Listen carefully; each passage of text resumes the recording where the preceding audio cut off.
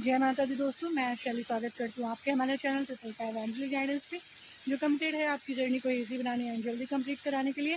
इसी रिगार्डिंग आज का वीडियो है और आज के वीडियो को शुरू करने से पहले पूरा चार्ज गणपति बप्पा, माता रानी, बाबा शिव को, ताकि आपको बेस्ट हेल्प वीडियो प्रोवाइड की जा सके। चलिए शुरू करते हैं। और आज का टॉपिक है कि इस ट्विन फ्लेम्स जर्नी में आने के बाद, स्पिरिचुअल जर्नी में आने के बाद, शिव शक्ति जर्नी में आने के बाद बेसिकली इस जर्नी में आने के बाद क्या खुद को बनाना होता है और इस जर्नी का एक लक्ष्य क्या होता है और कैसे हम वो बन सकते हैं, बेसिकली इस पर बात करने वाले हैं। तो चलिए शुरू करते हैं। चलिए, तो जैसे कि हमने आज की बात करी कि क्या है वो टॉपिक जो ट्विन फ्लेम जर्नी में आने के बाद या स्पिरिचुअल जर्नी में आने के बाद खुद को बनाना पड़ता है। जैसे कि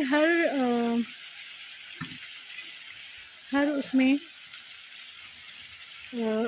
हर धर्म में हमने देखा है कि कुछ ऐसी जो हैं पर्सनैलिटीज़ आती हैं पिछले, चाहे कोई भी युग देख लिया जाए, सत्ययुग देख लिया जाए, त्रेता युग देख लिया जाए, द्वापर युग देख लिया जाए या कलयुग देख लिया जाए, और किसी भी धर्म को अगर हम देख लें तो हम बेसिकली यही देखते हैं कि कोई ना कोई जो है ऐसी पर्सनैलिटीज़, ऐसी ग्रेट पर्सनैलिटीज़ जो हैं वो इंडिया में और इंडिया के बाहर भी बहुत सारी ऐसी पर्सनैलिटीज़ जो हैं आई हैं इस दुनिया में, जिन्होंने इस दुनिया को एक नई तस्वीर दी, इस दुनिया को एक नया लेसन दिया, इस दुनिया को कुछ नया सिखाया है। तो वो जो पर्सनैलिटीज़ होती है वो कोई भी हो सकता है, जैसे किसी भी धर्म के कोई देवी देवता, जैसे कि हम लोग बात करते हैं माता रानी की, दुर्गा जी के नवरूपों की, बात करते हैं हनुमान जी की, बात करते हैं श्री कृष्ण जी की, राधा जी की, है ना, बात करते हैं हम गणेश जी की, और मुस्लिम्स में हम जो मैसेंजर देखते हैं या क्रिश्चियन में हम जो मैसेंजर्स देखते हैं, और भी जैसे और धर्मों में, सिख धर्म में जैसे गुरु नानक देव हैं, बहुत सारे ऐसे पर्सनालिटीज़ हुई हैं जिनको हम देखते हैं। तो ये क्या है, इनका जब जन्म हुआ था तो क्या ये इसी पर्सनालिटीज़ के साथ आए थे? तो क्या ये इसी पर्सनैलिटीज़ के साथ आए थे यहाँ पर इस दुनिया में और उसी पर्सनैलिटी के साथ ही उन्होंने जन्म लिया था? क्या ऐसा था?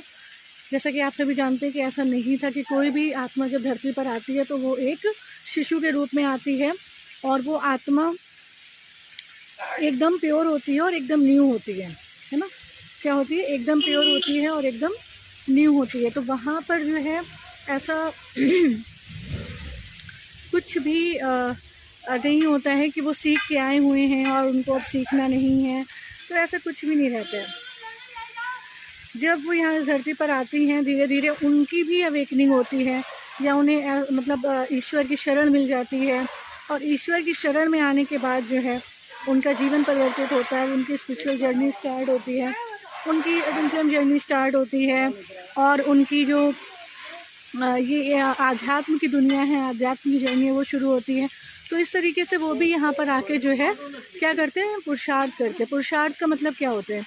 पुरुषार्थ का मतलब होता है मेहनत करते हैं अपनी सोल को एक मास्टर सोल बनाने की, जिसको कहते हैं मास्टर क्रिएटर सोल। तो जब हम ट्विन फ्लेम जर्नी में आते हैं या स्पिरिचुअल जर्नी में आते हैं तो हमें ईश्वर जो बनाना चाहते हैं, ईश्वर ने हमें ये जर्नी इसलिए दी ताकि हम मास्टर क्रिएटर बने। मास्टर क्रिएटर क्या होता है? मास्टर क्रिएटर वो होता है जो किसी भी स्थिति परिस्थिति को, किसी भी व्यक्ति को, किसी भी स्थान को जो है एक मास्टरपीस बना सकते हैं, है ना, और जो गलत दिख रहा है उसको चेंज करके सही में परिवर्तित कर सकता है। तो एक ऐसी मास्टर क्रिएटर सोल बनाने के लिए ये जर्नी डिवाइन ने दी है, ताकि वो आपको मास्टर सोल बना सके, और मास्टर सोल बना के वो आपको इस दुनिया के कुछ काम ला सके, और अपने उनका जो पर्पज़ है इस दुनिया में, जो दुनिया इतनी ख़राब हो गई थी, रहने लायक नहीं बची थी, उस दुनिया को एक अच्छी दुनिया में परिवर्तित कर सकने के लिए। और वो क्या होता है? वो सतयुग होता है। वो क्या है? सतयुग। क्या चल रहा है? कलयुग। कलयुग के बाद क्या आना है? सतयुग। तो जो ऐसे कुछ धर्मों की महान आत्माएं रही हैं, उन्होंने भी कुछ शिक्षाएं दी हैं, उन शिक्षाओं से बहुत लोगों की अवेकनिंग हुई, कुछ हर धर्म के हिसाब से अवेकनिंग हुई। तो बेसिकली इसमें ये होता है अपनी आत्मा को प्योर एंड करेक्ट करके एक ऐसी मास्टर क्रिएटर सोल डिवाइन बनाना चाहते हैं ताकि इस दुनिया को जिस प्रकार से ईश्वर परिवर्तित करना चाहते हैं वो परिवर्तन हो सके। और वो ट्विन फ्लेम का या एक डिवाइन सोल का पर्पस जो है वो देखने में ज़रूर छोटा हो सकता है, लेकिन वो छोटा नहीं होता था, वो अपने आप में बड़ा ही होता है।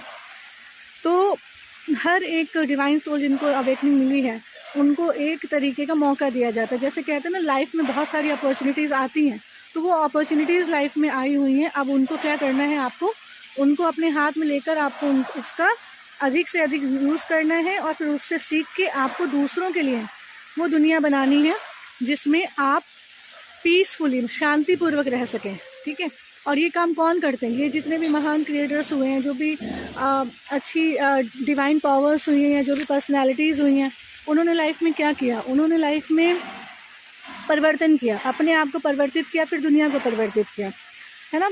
तो आपको वो एक तरीके से क्या बनाया परमात्मा ने? उनको पहले जर्नी दी, अपना ज्ञान दिया, अपना बनाया, और फिर उन्होंने एंजल बनाया। जब आत्मा प्योरेस्ट फॉर्म में चली जाती है तो वो क्या बन जाती है? एंजल। मतलब धरती पे रहते रहते वो धरती से पूरी तरीके से उपराम हो जाती है। क्या हो जाती है? पूरी तरीके से उपराम हो जाती है। तो आपको भी एक एंजल बनना है। और एंजल बन के क्या कहते हैं, फरिश्ते जो हैं उनका पैर कभी ज़मीन पे नहीं पड़ता, वो इतने हल्के होते हैं कि हवा में उड़ते हैं, ज़मीन से ऊपर चलते हैं।